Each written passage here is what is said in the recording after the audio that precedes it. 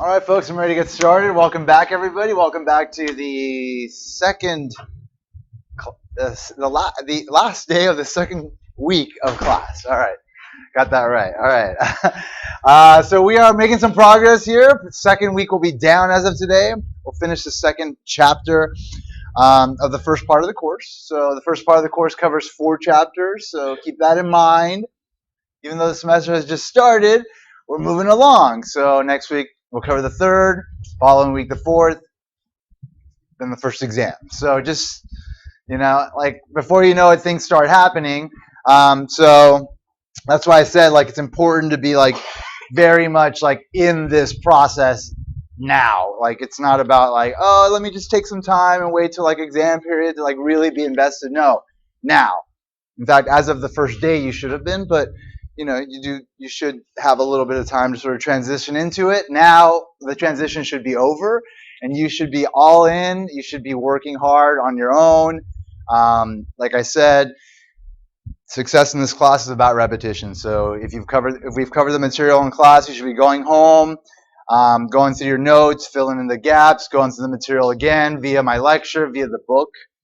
And then making like study guides for yourself, kind of condensing all the sort of the principles, the terminology, and the models, onto like one page front and back for each chapter, just to have everything kind of in one place. And then the calculations and stuff. That's stuff that you just like kind of go over at least a couple of times before you move on from a chapter, and then certainly right before an exam, and that should work for you if you take that approach. Yes.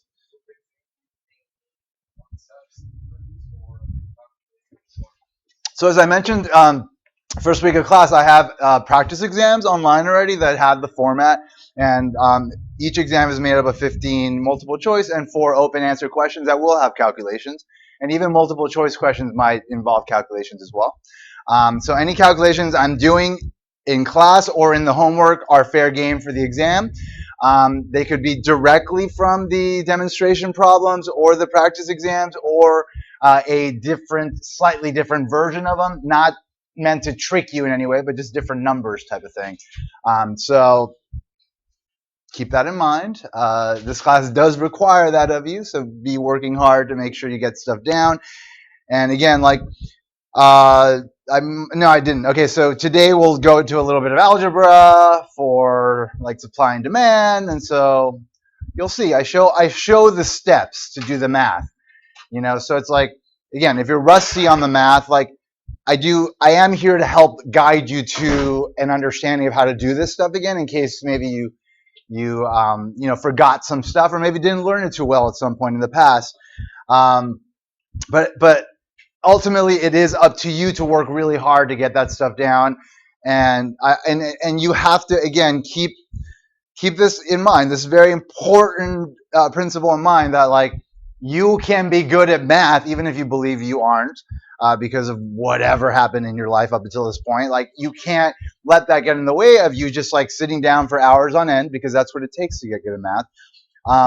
To get good at math, to do the things you need to do to actually become good at something that you think you're not good at, because for whatever reason you actually believe that you couldn't be good at it, or you actually, you just never actually took the time to invest the amount of effort you should into getting that stuff down. So regardless of what it is, like you need to be honest with yourself about what you need to do now to get through this class, but also to improve overall, because you should always be trying to improve everything you can possibly accomplish, and become the best possible version of yourself, because that is what will carry you into a successful future. If you are just like trying to rely on like getting by and just learning enough and like hoping it'll get you somewhere, it'll get you through some classes here, but it won't get you through out there. Out there, it's like you're on your own. Like if you don't build like that, what we call in economics human capital, like the education, the skills, the knowledge to really survive out there, it's not gonna. All of this won't mean a thing.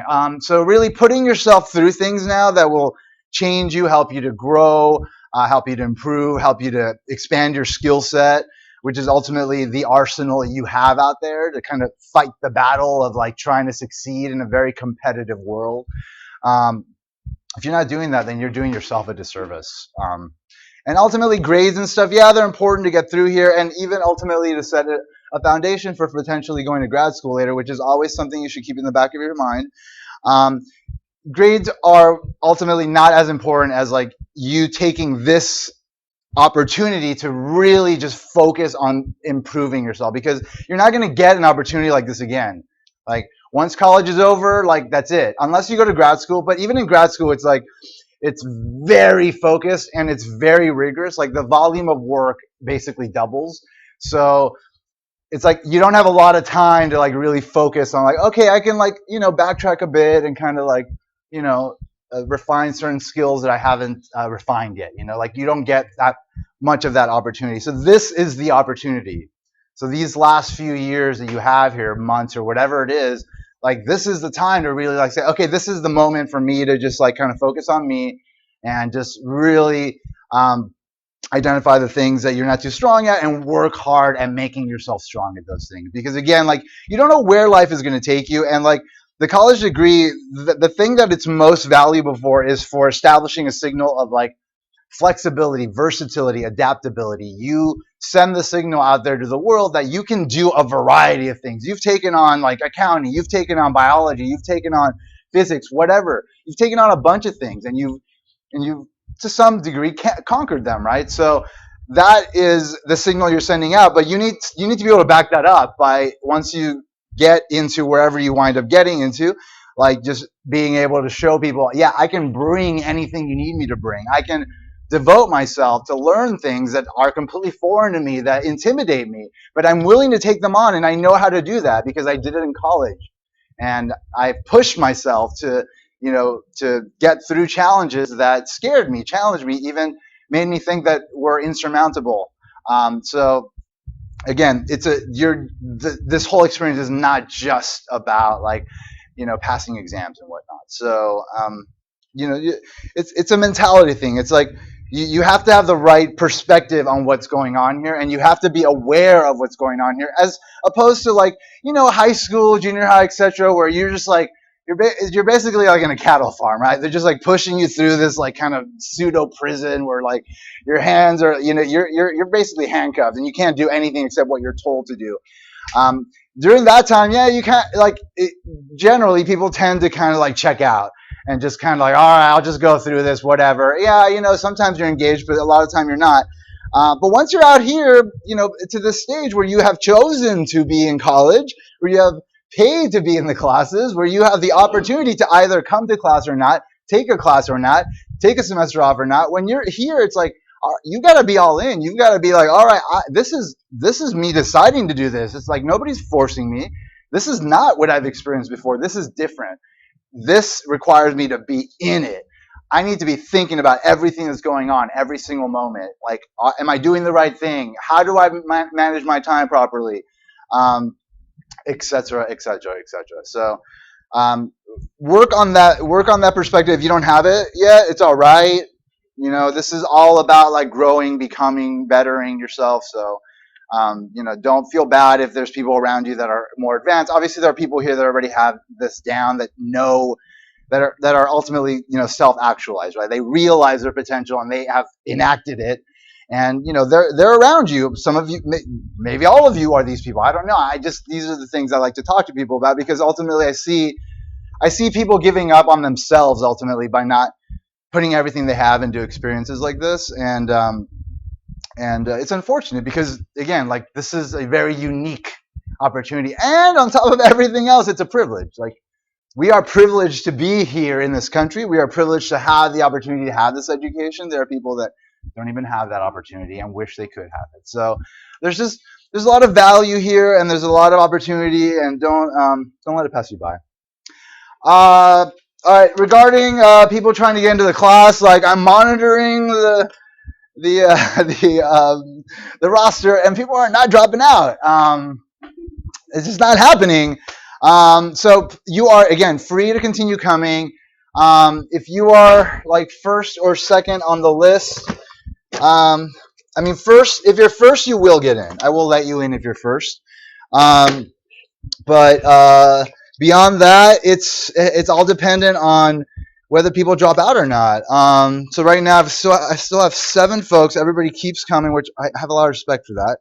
And believe me, I respect you for doing what you're doing as far as trying to get in. So Yesenia Vargas, number 2. Yeah, so you will get in, but just not quite yet. As Neve, okay. You'll likely get in. I'm not saying definitely, but likely. And then everybody else, again, it's completely up to whether people decide that this class isn't for them or it doesn't fit their schedule or whatever. And again, there is up until Sunday night, a week from this Sunday, for people to decide that. So there is time. So again, it's up to you to decide what you want to do. It may or may not happen, who knows, but if you want to keep coming, that's the only way you can even stay in the running for it. So I hate this part of the semester and I hate this circumstance, but it's just, again, it's about scarcity, right? Like, there isn't enough to go around, there aren't enough classes, so we have to make trade-offs, and the trade-off is, students versus no students, and I'm sorry about that. But there are other classes, there's other things you could be doing, so if you can't get into this class, make sure you have a backup plan. Don't put all your eggs in one basket, and hopefully things work out. Are there any questions about anything you'd like me to address before I move forward with today's material? Yeah. I have a question about the final paper. Mm-hmm. So, Sorry. Yeah. So for the final paper, we would supposed to analyze the case and then come up with a plan.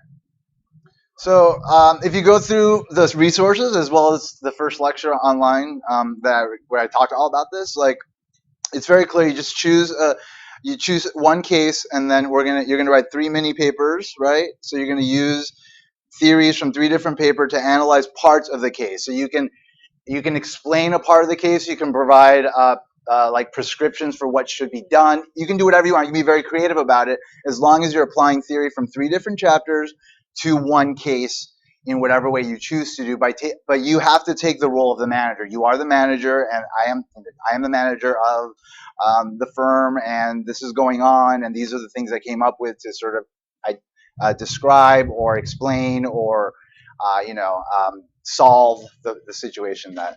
So, for example, if I'm writing a case about Microsoft, in that case, I could use the theories to analyze it, and then come up with the next plan.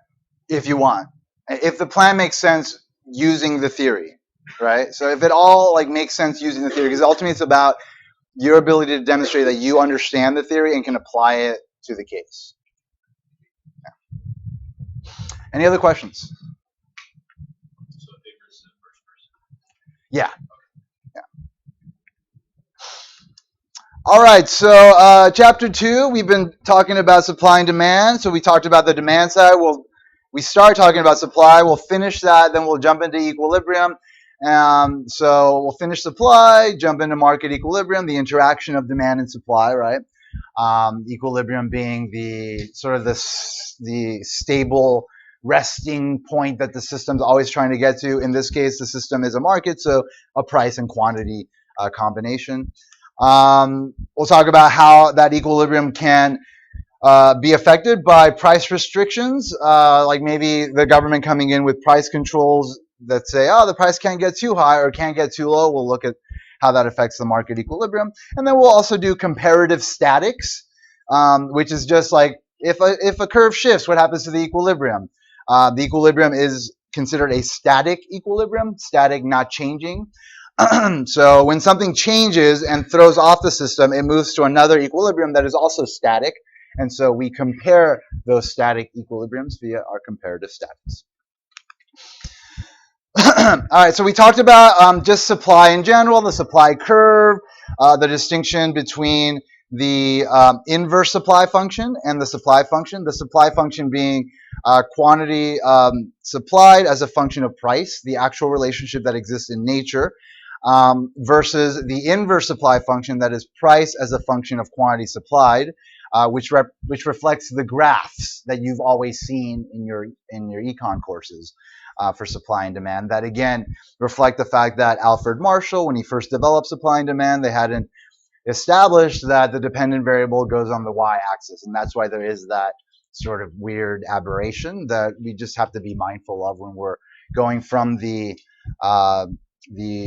graphical analysis to the mathematical analysis. So we'll talk about the supply function today, the actual relationship, mathematical relationship between quantity supplied and the variables that affect it. Obviously, the most important one being price, but we'll include the other variables first. So just in general, the supply function is a function that describes how much of a good will be produced at alternative prices of that good. Also, we can include alternative input prices, the prices of the things used to produce, and alternative values of other variables that affect supply. So notation-wise, we can use Q superscript S subscript X to denote the quantity supplied of good X. P subscript X represents the price of good X.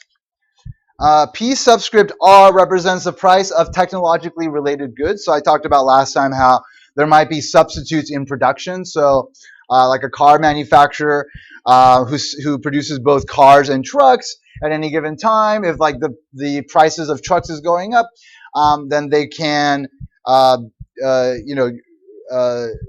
repurpose some of the equipment in their factory that's maybe producing cars to produce trucks instead in order to make more money. So that's what they mean by technologically related goods. So we might be talking about X being cars and then R being the price of trucks, and then how that affects the willingness of the supplier to produce trucks, right? As the price of this one to produce cars, which is X. So as the price of trucks goes up, then the quantity supplied of cars would go down. W represents the price of an input, like the wage of labor. Actually represented as P subscript W beyond the screen. Sorry about that slight discrepancy. And H represents the value of any other variable that affects supply. So these are, again, variables that affect our dependent variable. And so we can write this relationship generally mathematically as establishing there is a functional relationship between this variable and these variables. And what this is telling us is that this variable is dependent on what's happening with these variables. So these variables are the independent variables. They're changing. What's also called exogenously, outside of what we're looking at here. We're not explaining why these are changing. We're just assuming they are, and then we're looking at, well, how is this changing in relation to that? So this is a function of those. So again, that's how you start sort of modeling relationships that can get you to equations, that can get you to graphs, that can get you to forecasts via a statistical analysis. So this is the starting point, and that's the notation you use. And for this specific relationship, again, quantity supplied of good X is a function of the price of X, the price of a technologically related good, the price of inputs, and some other variables. While there are many different functional forms, so how this might actually look as far as a particular market you're looking at, there's many different functional forms for different types of products. A particularly useful representation of a supply function is a linear relationship. So this is a linear representation of this relationship. Again, that doesn't necessarily need to be the case. It can be like a quadratic relationship or an exponential relationship or a cubic relationship. The math that you use to represent the relationship will reflect the nature of the supply in that market. And that's something that you can figure out via statistical analysis, what that relationship actually looks like. But just by assumption, we'll assume that the relationship we're looking at is linear. So it's just an equation for a line with a bunch of variables, including the price of X. The betas here are just constant numbers. So like this is the constant for the equation. This is the slope. So like the marginal effect, also known as the slope parameter of the price of X. So if the price of X goes up by $1, quantity supplied goes up by this amount, and etc. So all the betas, so the coefficients are betas. Beta is the Greek letter for B. So the betas, again, represent elements of the equation that are not variables. So you need something else to represent them to distinguish them from the variables, those things that do change. And so That's why we have Greek letters. For the demand function, we had alphas to represent those parameters. And here we have betas just to distinguish this relationship from that one. So don't get intimidated by notation. Just like take a moment to think about it and just accept it for what it is, and then you're fine. Again, you may see things like this for the first time, and I remember seeing things for the first time. Being in your shoes, I was like, what is this?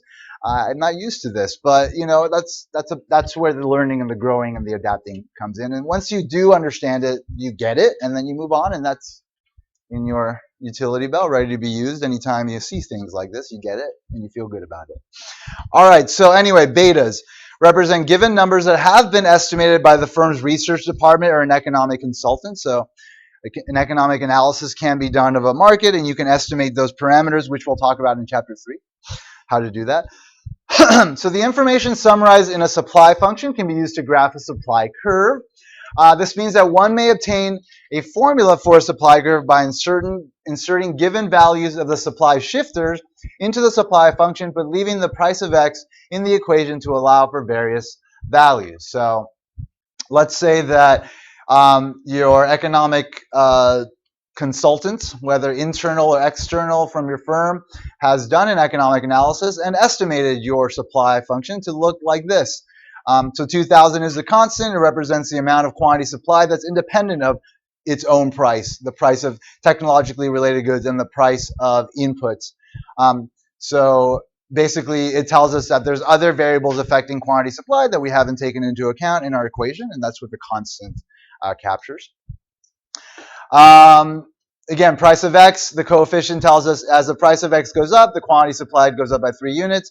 Technology related good, as the price goes up of trucks, then the quantity supplied of good X goes up by 4 units. That tells us that these are actually complements in production. So I mentioned last time things like if you're producing one thing and then as a byproduct of that you're producing something else, the more you produce of one thing, the more you're going to produce of something else. So they're complements in production. So that's what basically this is telling us, that these are complements in production. And then finally, the negative here tells us that as the wage goes up, as you would think, quantity supply would go down because the wage is a price of an input, which means your costs are going up, which means that at any given price, you're going to supply less. Yes? Back on the demand, you're saying how the alpha is if it's if alpha Y is positive, then goods X, Y are substitutes. So you were talking about the variable, the price of Y, which is the price of a related good, and how that's affecting the quantity demanded of the good X that we're thinking about. Okay. Those concepts are the same for supply as well. Well, not exactly the same, right? Because here we're talking about technologically related goods, like with respect to a producer producing and how much they're willing to supply of a good with respect to the price of the other good they produce. So if they're complements or substitutes, this will be different, the sign. And then that relationship is not exactly the same for complements and substitutes in consumption, because that is about like perspective and like whether consumers actually view things as substitutes or complements. But the logic behind the number, the sign of the number is the same, right? So if the price of one good is going up and somebody's buying more of the other good, then this would be positive, and that means that they are substitutes, right? They're substituting away from one as the price is going up, right? So then you just have to be in tune to what is actually being, like the ideas that underlie the variables, and then how those variables are related to the dependent variable. Yeah. So you have to think through it. Yeah. Don't just memorize something. Right? You just look at it, think about what are we talking about here? What does that mean? Okay, and then you get to the right answer.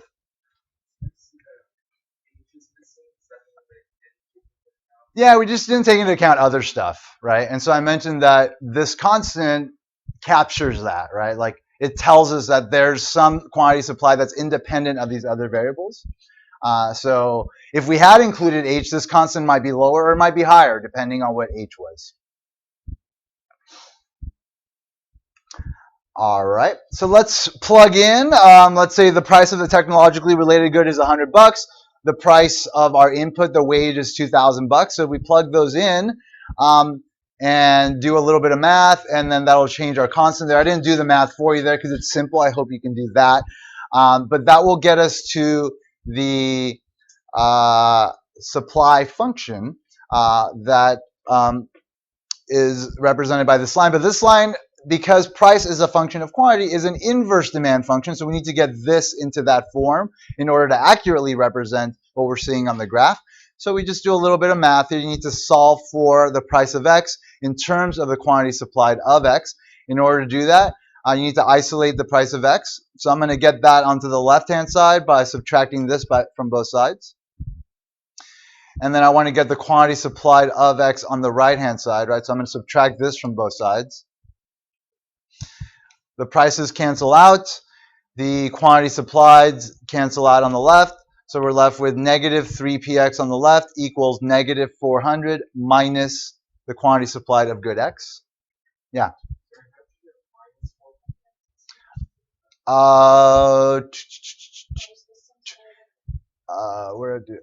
the minus 400 resulted from us plugging things in here, so that you got a negative 2,000 there. So it wound up getting us a negative constant. So if you simplify this equation by plugging these in, you will get this equation. I didn't do the math there, but it's okay. Right. Okay, actually, you're right. You're right about that. You're right. Sorry about that. I'll fix it later before I post it. But yeah, thank you for catching that. Nobody has caught that in 2 years. So good job.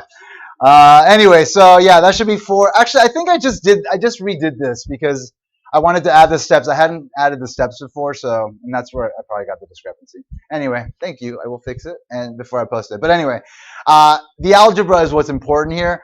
So make sure that you are able to move things around and then get to the proper equation, which in this case is going to be the price of X equals 400 thirds, which is the intercept, plus 1/3 QSX. So again, just moving things around, and then once we get here, we divide all terms by negative 3.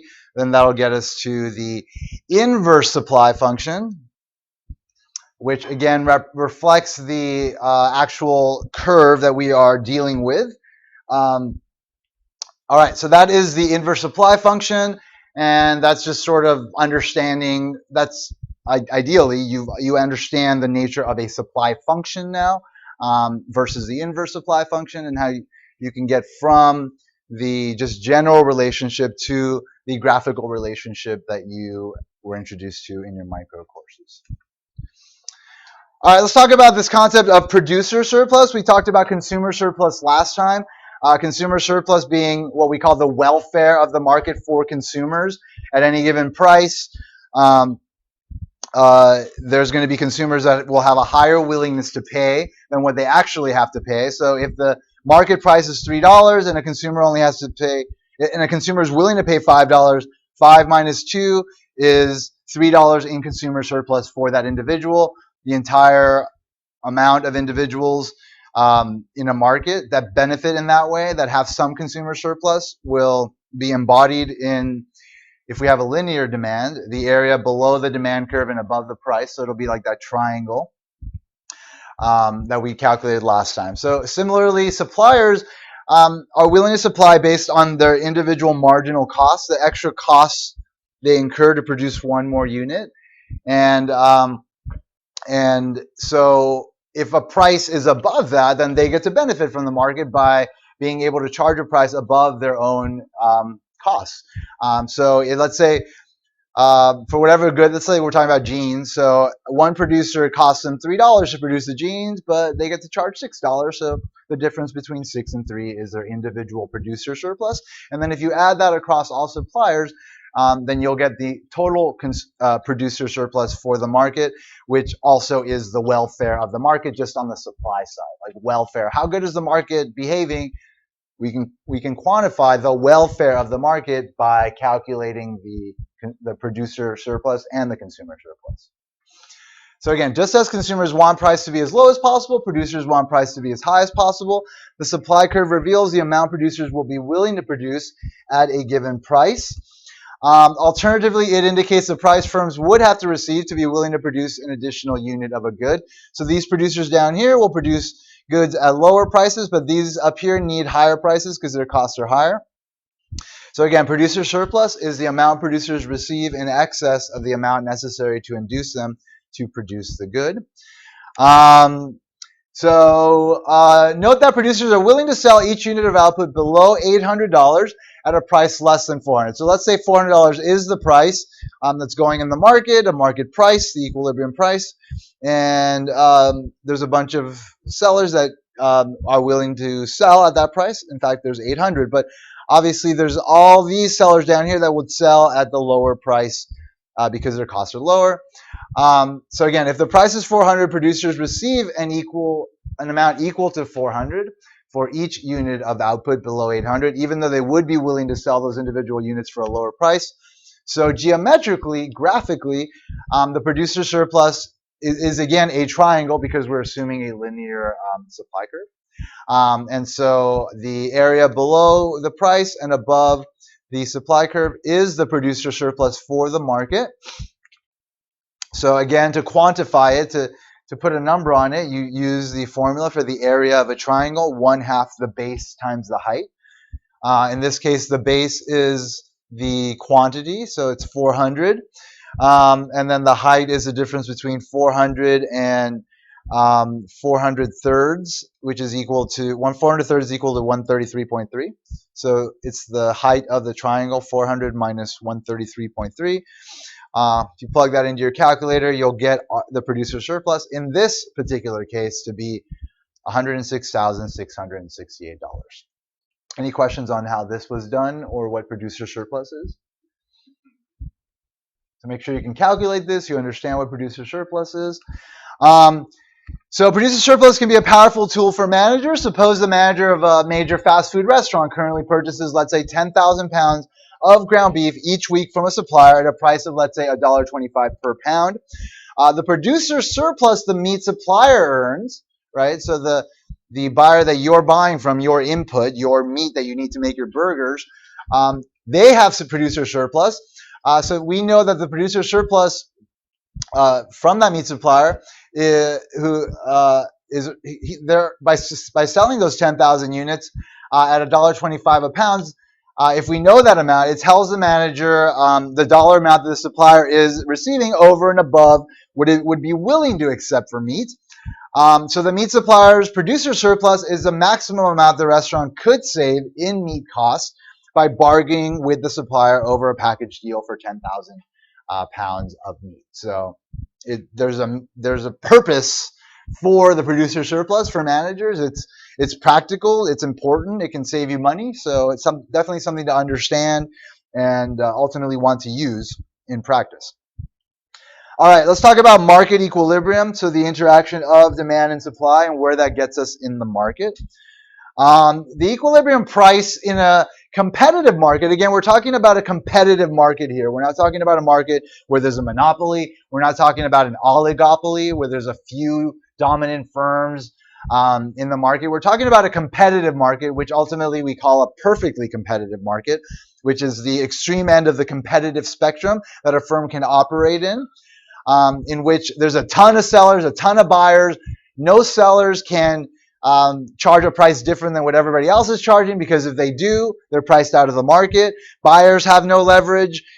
They can't say, oh, if I don't buy, you're going to lose money. No, because there's a bunch of buyers, so suppliers will supply no matter what, so buyers have no leverage on the price. The good that's being sold is generic. It's pretty much the same. Everybody's selling the same thing. It's a commodity, we call it, like oil, wheat, cotton, whatever. Things that are very general. So that's what we're talking about here, and that's what the supply and demand model is. It's a model of a competitive market. So the equilibrium price in a competitive market is determined by the interactions of all buyers and sellers in the market.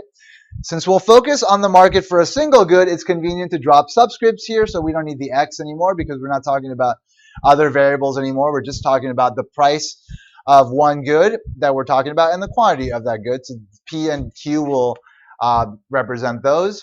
So the figure depicts the market supply and demand curves for such a good.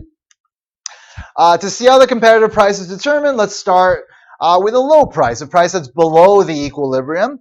So the equilibrium occurs, of course, where the two curves interact. But let's say there was a price below the equilibrium, and it was this PL, P low price. So the price corresponds to the point on the demand curve where you have a Q1 units of demand by consumers. And it corresponds to this point on the supply curve where you have Q naught amount of units that are willing to be supplied by suppliers. So we see that at that low price, demand far exceeds supply, right? So under that situation, we call it a what? A shortage, right? There's a shortage in the market. So when the price PL is below the equilibrium, there is a shortage of the good in a competitive market. In situations where a shortage exists, there's a natural tendency for the prices to rise, right? So you've got this much demand and only this much supply, right? So you have all these consumers here that have reservation prices they're willing to pay for the good, that exceeds the price they have to pay for the good. And so they start bidding up the price. They're like, well, I can pay more for the good, and since there's enough to go around, I'm going to start competing with my fellow consumers, right? That's the consumer competitive dimension of the market that we talked about, one of the three in the first chapter.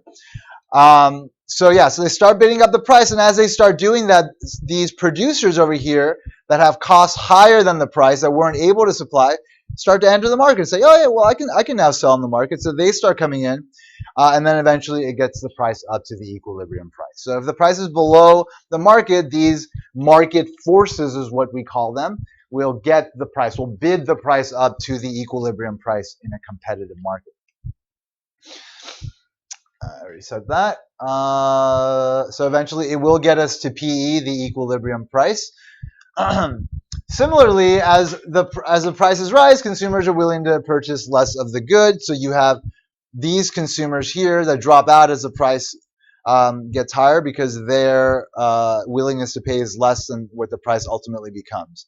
So they start dropping out of the market. That's why demand for the market starts to recede, and supply starts to expand, and eventually quantity supplied equals quantity demanded at the equilibrium price.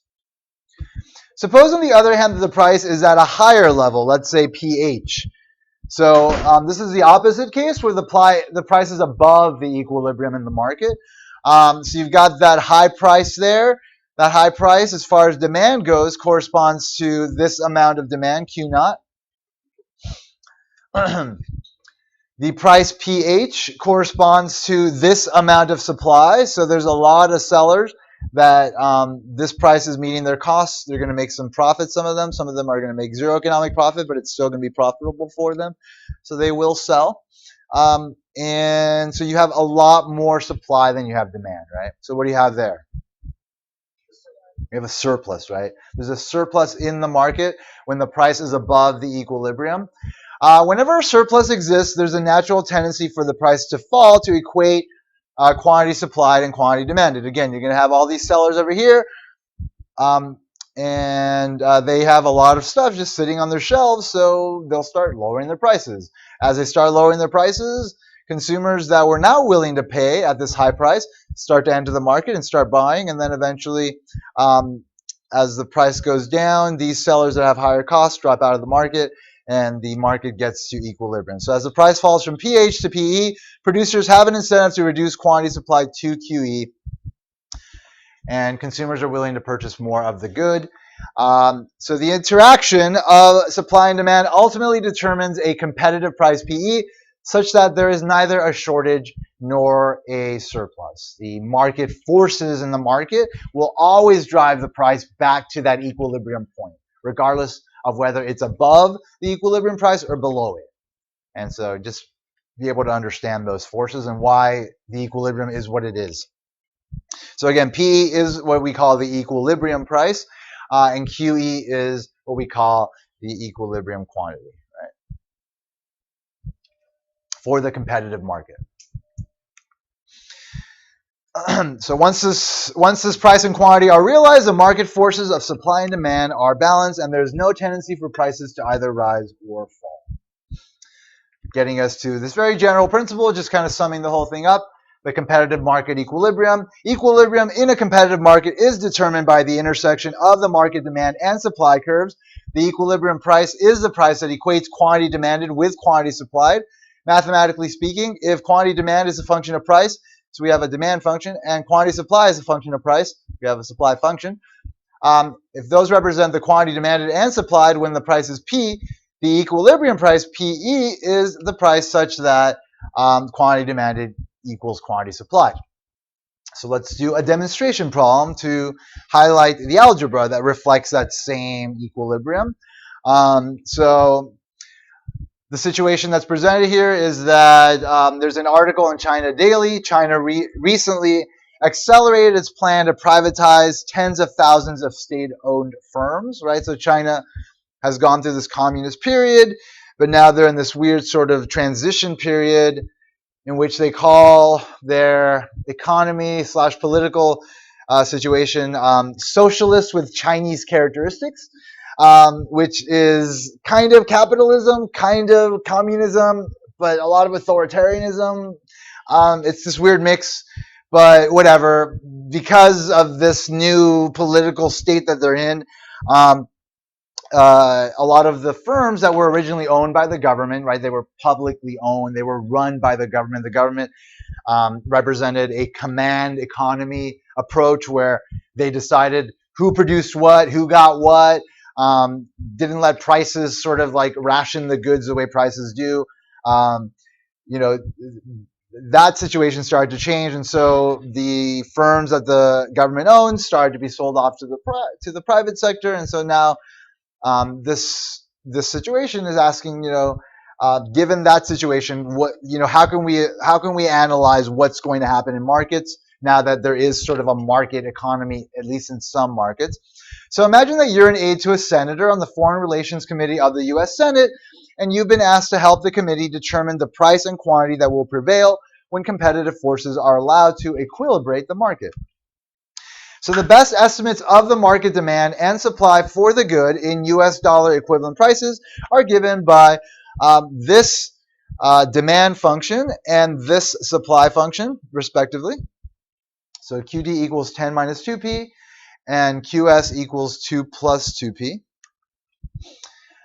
So determine the equilibrium price and quantity. So the best way to do this, so once you have a problem set up, you have to just understand what to do mathematically. So once the problem is set up, and especially with something simple like this, and you have two equations and you're trying to solve for the price-quantity combination, essentially now it's just math.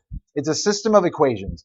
Two equations with two unknown variables, things that you did in algebra way back in the day, and probably recently as well as in your business calculus course.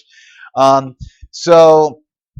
have two equations, and the variables are quantity and price, so you need to solve for both of them. So you just plug one into the other, right? So you can just plug this one into this one by setting quantity supplied equal to quantity demanded. That's what we did here. So setting quantity demand equal to quantity supplied, now we can solve for price, right? We've dropped out the quantity variable. And now it's just algebra, right? You want to get like terms together and then solve for P by isolating it. So the like terms would be this 2P and this negative 2P, and then 2 and 10 are like terms too. They're just constants, numbers without variables in them. So again, algebra, subtract. I'm going to get the 2P's together by getting this 2P on the left. So I'm going to subtract 2P from the right. So that's going to get me negative 2P plus negative 2P over here.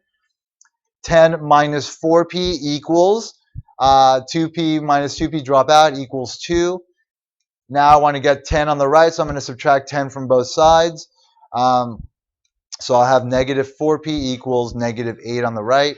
Divide both sides by negative 4. The negative 4's drop out. Negative 8 divided by negative 4. A negative divided by negative is a positive, so the negatives drop out. And then you have 8 divided by 4, which is 2, so the price is equal to $2.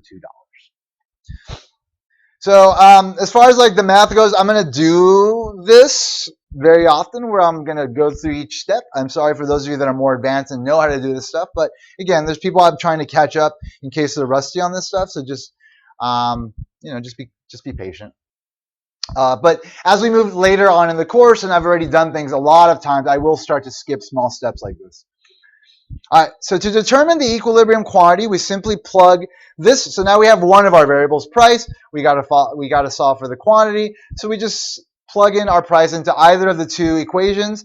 In this case, I chose the supply function. So Q equals 2 plus 2 times Q, which is, I'm sorry, times P, which is $2. So I plug that in.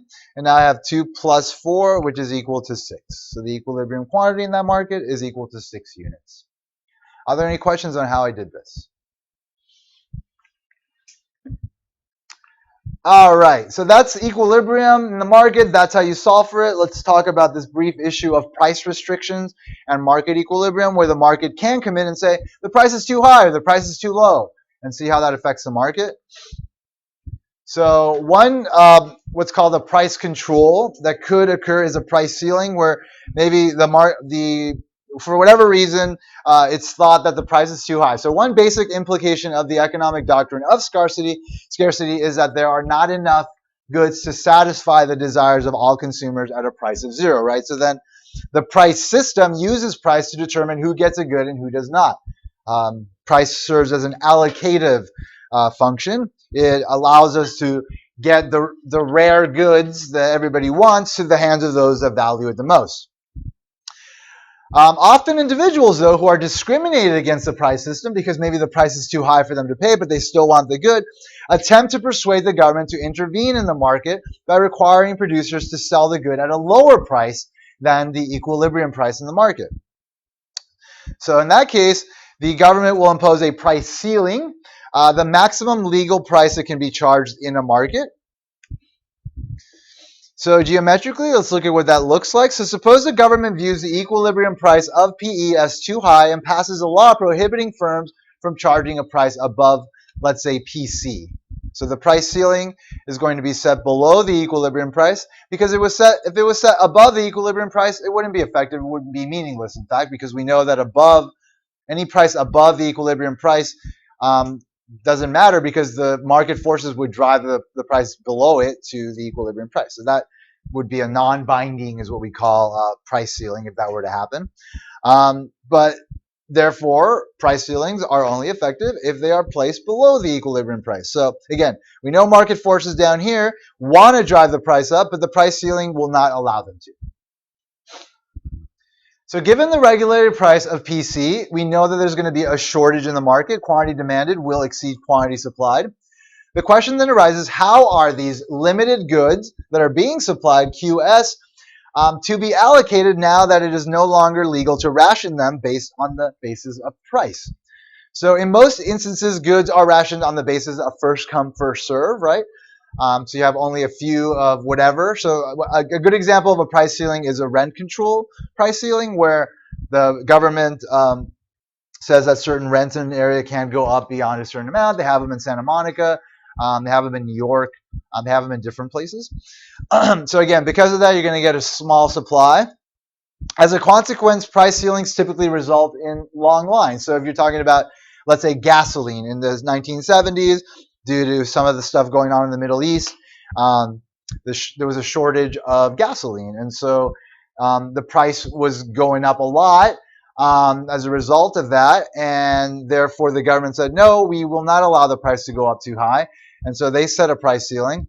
And so there was only a certain amount of gasoline available, and people had to wait in long lines to be able to fill up their tanks.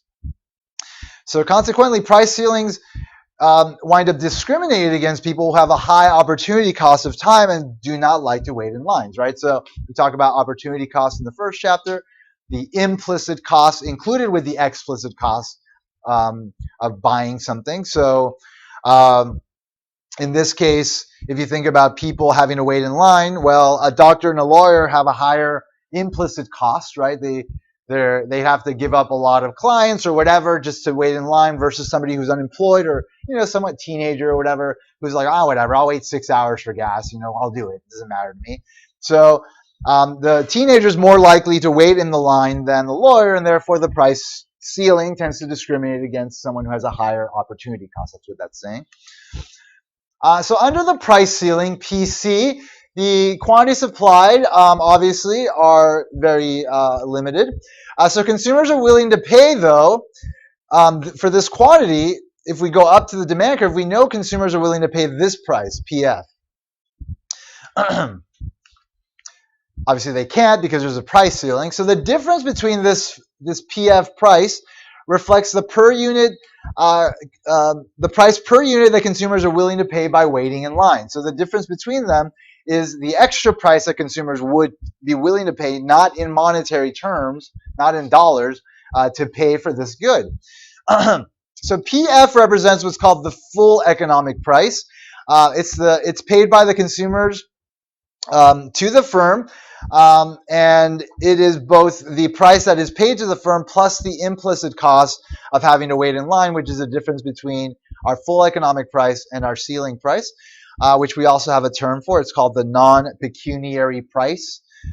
Pecuniary refers to like money, so it's the non-money price. Non-monetary price is the price paid not in dollars but through opportunity costs. So that's how we can quantify what that price is, by looking at the difference between the price ceiling price and the full economic price, what consumers are willing to pay for that limited amount of goods that's being supplied under the price ceiling.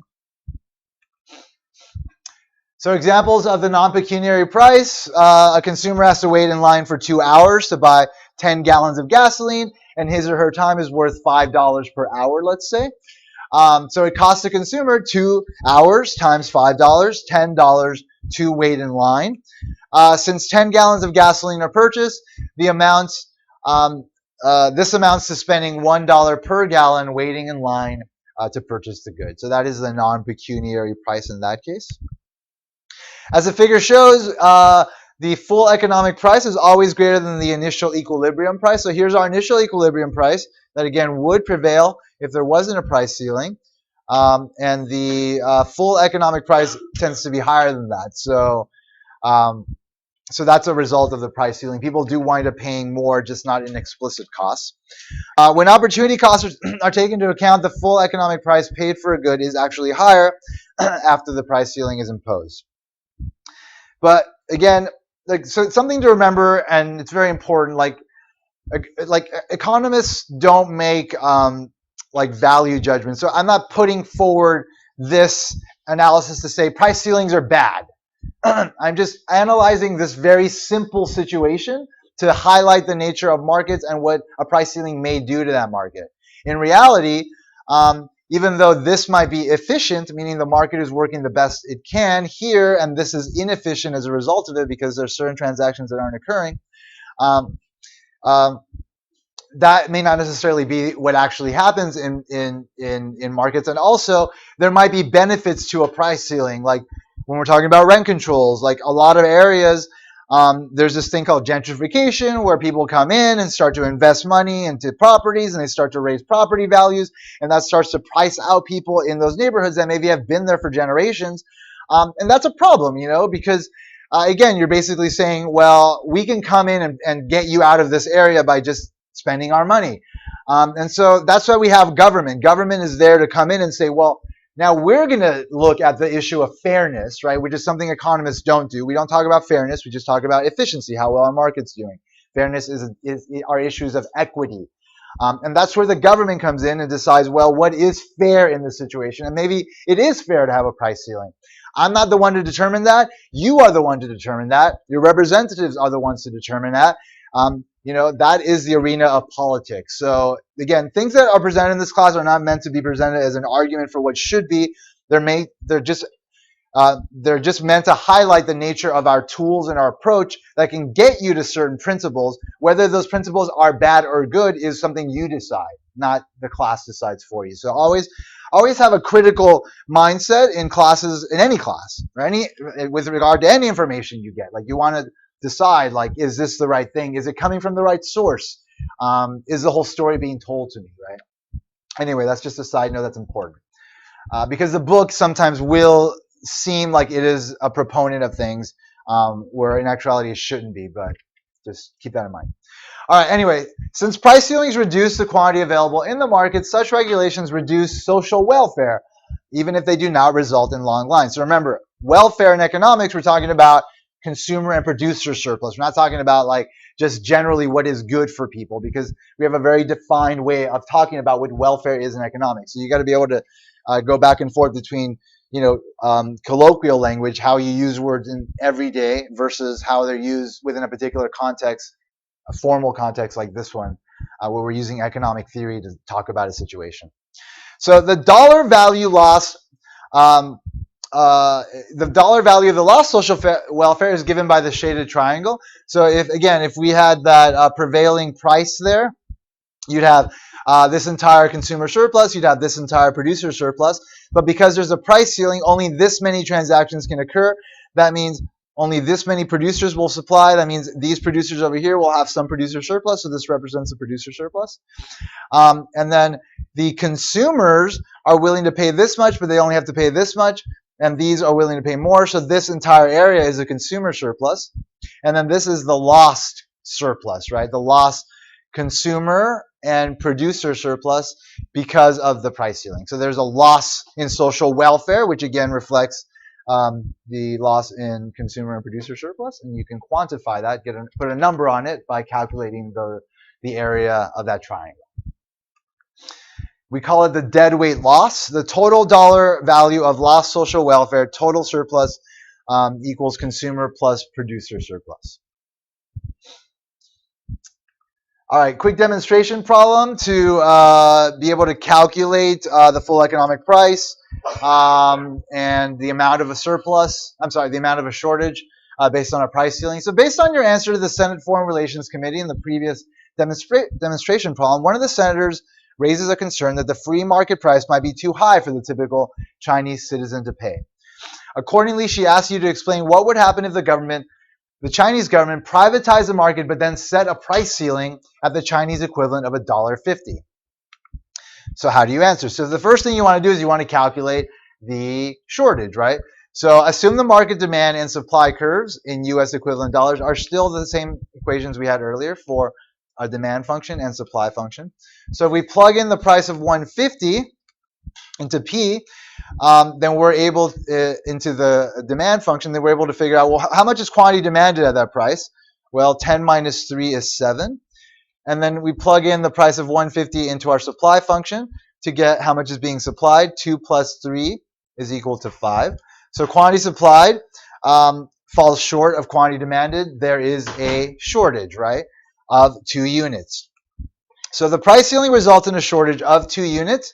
So now we're going to figure out, well, what is the full economic price that has to be paid as a result of this price ceiling? So if you remember, we had to look at the quantity supplied, and then we had to plug that into our inverse demand function to figure out what is the price people are willing to pay for the amount that's being supplied. So then plugging in this 5 into our demand function, so QD equals 5, so we're going to solve for 2P, right? So we subtract 10 from both sides there, so we have negative 5 on the left equals negative 2P. Divide both sides by negative 2, and then you wind up with the full economic price to be 250. So that's the full economic price, right? So that non-pecuniary price would be, again, the difference between the full economic price and the price ceiling price, which is $1.50. So the non-pecuniary price is $1. So that's the amount that reflects the implicit cost, the opportunity cost that folks have to incur in order to be able to get the good as a result of the price ceiling. Any questions on this? All right, based on the preceding analysis, one may wonder why the government would ever impose price ceilings. The answer, of course, lies in who benefits from and who is harmed by price ceilings. In particular, if a politician's constituents tend to have a lower than average opportunity cost, that politician naturally will attempt to invoke a price ceiling. So it has to do with the relationship between the constituents and the politicians, but ultimately, it is about coming to some consensus about equity, what is fair, what is the most fair in the market, and that's something that should be left up to the political system. It should be left up to democracy, and you got to think of each case individually. You can't have a blanket sort of rule about price ceilings being bad versus good. You can say, well, I know that price ceilings do affect market in this way, but then you have to ask, does the market I'm talking about actually reflect what the model predicts, or is it more complicated? Maybe that the price ceiling is being set above the equilibrium, and therefore non-binding. Like you got to take it by case basis. You can't have a blanket sort of approach to how you feel about these policies. All right. Sometimes when shortages, like due to price ceilings, are created by a price ceiling, goods are not allocated on the basis of lines, as I already mentioned. Producers may discriminate against consumers on the basis of other factors, including whether or not consumers are regular customers. During the gasoline shortage of the 1970s, many gas stations sold gas only to consumers who regularly use the stations, or they use like an even odd system based on license plates. So one day they would sell gas to people who had even license plates, and others they would sell them to people who had odd license plates. It was sort of a weird system. People had to deal with it. In the presence of a shortage created by a ceiling, managers must use some other method other than price to allocate the goods. And so that's where the manager part comes in with respect to price ceilings. Like you have to understand that you need to figure out a way to allocate the good, given that there won't be enough to go around. So depending on which method is used, some consumers will benefit and others will be worse off. There's nothing that can be done about that if there's a shortage. All right, the other type of price control is a price floor, where the government comes in and says the price is too low, it should be higher. So in contrast to the case of a price ceiling, sometimes the equilibrium competitive price may be considered too low for sellers.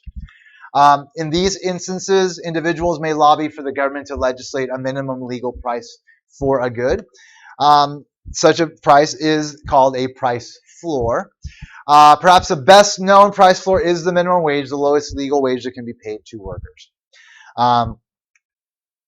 All right, so let's just look at a market and how it can be affected by a price floor. Again, a price floor that would result in a surplus has to be placed above the equilibrium price, because we're saying the price cannot be lower than this price, right? So if it's set down here, it won't be effective because any price below the equilibrium will, due to market forces, be bid up to the equilibrium price.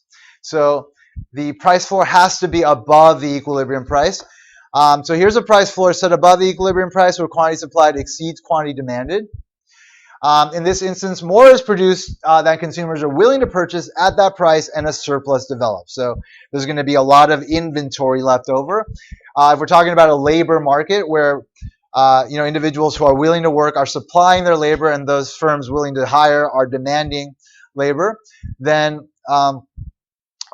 such a policy can result in unemployment, but it doesn't necessarily need to result in unemployment, because again, oftentimes the minimum wage will be set below the equilibrium price in most markets, and so that argument doesn't fly generally, but it will be used to sort of try to say that minimum wages are bad and they shouldn't be raised. But you have to think about the case you're talking about. You got to think about the markets, what's happening in those markets, like what's going on with costs with the producers, etc. Anyway, things are more complicated than simple cases. But again, this is just meant to highlight the nature of how markets can be affected by a price floor.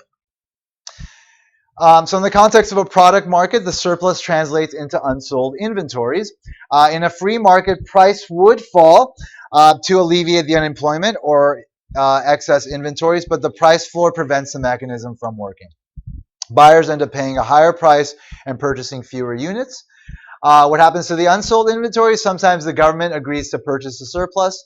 So this is the case with price floors on many agricultural products. So over the last, couple hundred years, via our industrial revolutions that changed the way that we can farm, industrial farms sprouted up that have low costs, that have priced out individual farmers. Individual farmers, they have representatives in Congress. They went to them. They said, hey, we're going to go out of business. We're going to be a relic of the past.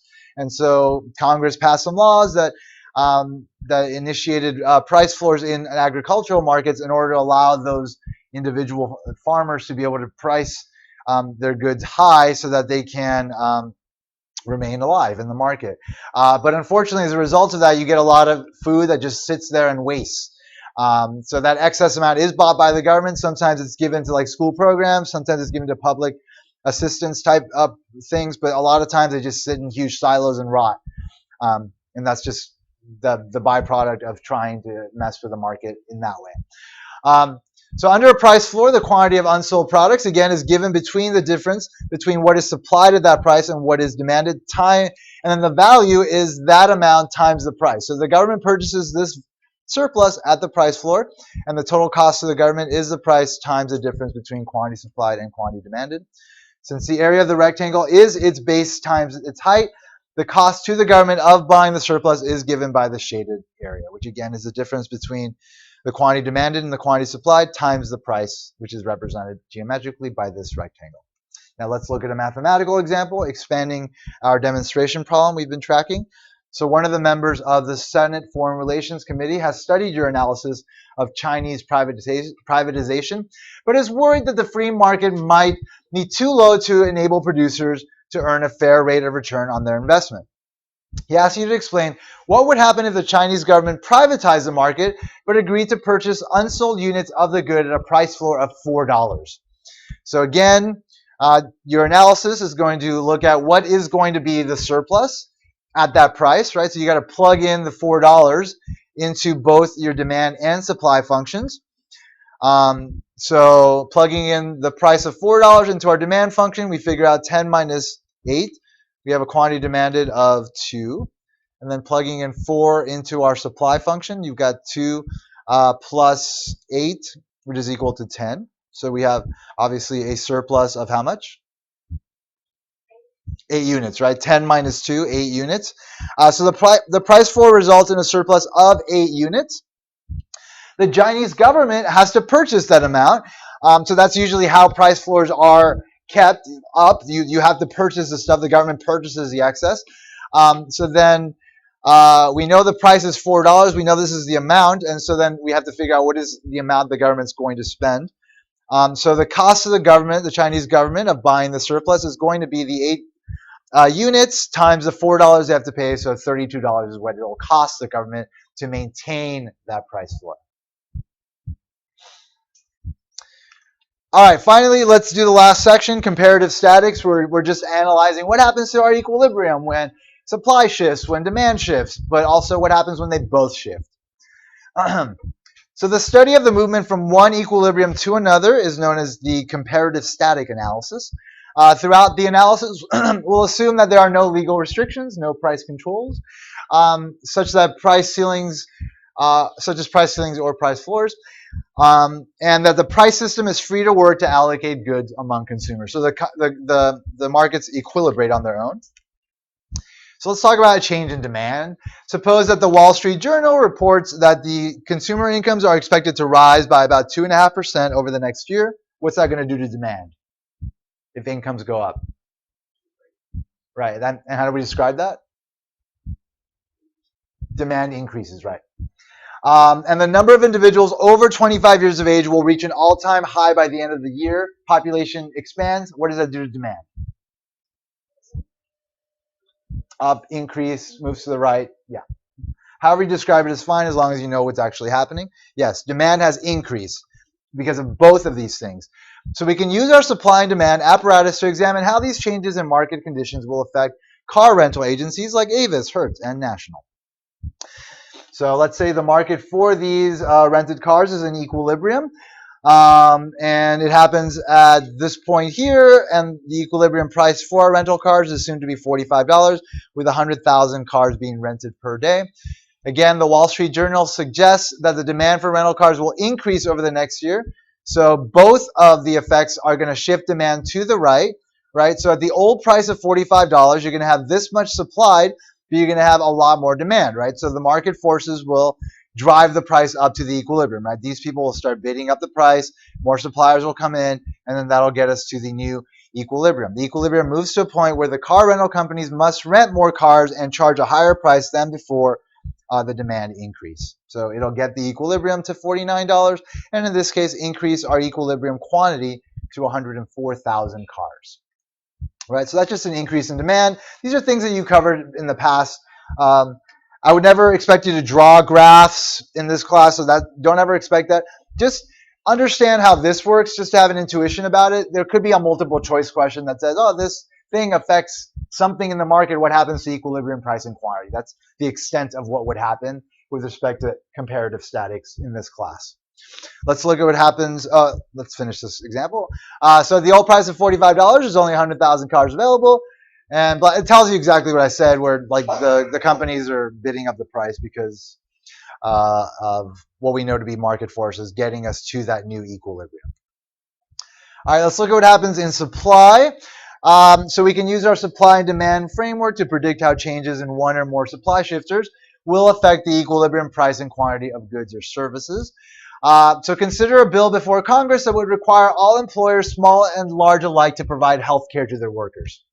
The market is initially in equilibrium at point A, where the demand curve D intersects the market supply curve S naught. So health benefits are considered part of wages. So essentially, we're saying that wages are going up. So if wages go up, then at any given price, suppliers will supply less. So supply will shift to the left. But there's a lot of benefits to workers getting healthcare, and this model does not address them. So this is not the whole story with respect to it. Obviously, in the long run, it's a good thing because we're saving money because people are using healthcare benefits to take care of themselves rather than going bankrupt or maybe causing huge debts in the medical industry that aren't being paid for, things of that sort. In the long run, there are huge benefits to the overall economy for everybody having healthcare. But this model just looks at what happens in one market. Don't use it as a rule of thumb. Anyway, higher input prices decrease supply from S0 to S1. So the market price rises, right? So at that old price, this was quantity demanded. Supply has gone up. At the new price, supply is going to be less than that. And so what's going to happen is that, again, because supply is less than demand, people are going to bid up the price, suppliers are going to come in, and then we're going to get to that point there. The new equilibrium will be at a higher equilibrium price for the market, but equilibrium quantity will decrease. Now, when supply or demand shift, it's easy to identify what the effect will be on the equilibrium quantity and supply. As a manager, you need to be conscious of the fact that if both things are shifting, so if you have multiple things happening on both sides of the market, then it's unclear what's going to happen. And it depends on how much each curve is shifting. So let's look at one example. So again, managers in both private and public sectors sometimes encounter events that lead to simultaneous shifts in both demand and supply. A tragic example occurred at the end of the last century in Kobe, Japan. The earthquake caused considerable damage to the wine industry, and the nation's supply of sake decreased. Unfortunately, the stress led many to increase their demand for sake. So let's look at both of those effects. So in this case, demand shifts to the right and supply shifts to the left. Demand increased and supply shifts to the left, decrease, but I just chose randomly how much the curves would shift. In this case, price goes up, quantity demanded, equilibrium price goes up. But let's say I had decreased supply a little bit more. If I decrease supply a little bit more, in that case, price will still go up, but quantity, the equilibrium quantity, will actually decrease rather than increase. So it depends when both curves shift on how much they shift. And so this table here just highlights the cases that, again, let's say increase in supply, increase in demand. The change in price will be ambiguous. It's unclear what will happen to price, but quantity definitely does increase. And then these are the other four cases. It's just good to know that these things happen. I don't expect you to memorize this table, and I won't ask you any questions like, two things are happening. Tell me what happens to price and quantity. I will not do that, so don't worry about it. But just keep in mind that this is what happens, and you should understand this and kind of know, or maybe not know this specifically, but just be able to kind of draw it out for yourself and figure it out. All right, anyway, we're done with chapter 2, so I will open up the homework for it as well as the mini paper, which will be due at the middle of the third week. Again, past the third week, you'll only have the time frame that I've established in the syllabus for assignments, but for now, things are being put off because of ad drops and whatnot. Have a great weekend. I will see you on Tuesday. Those of you trying to get in, make sure you come up and sign in. I came ready to sign. Good.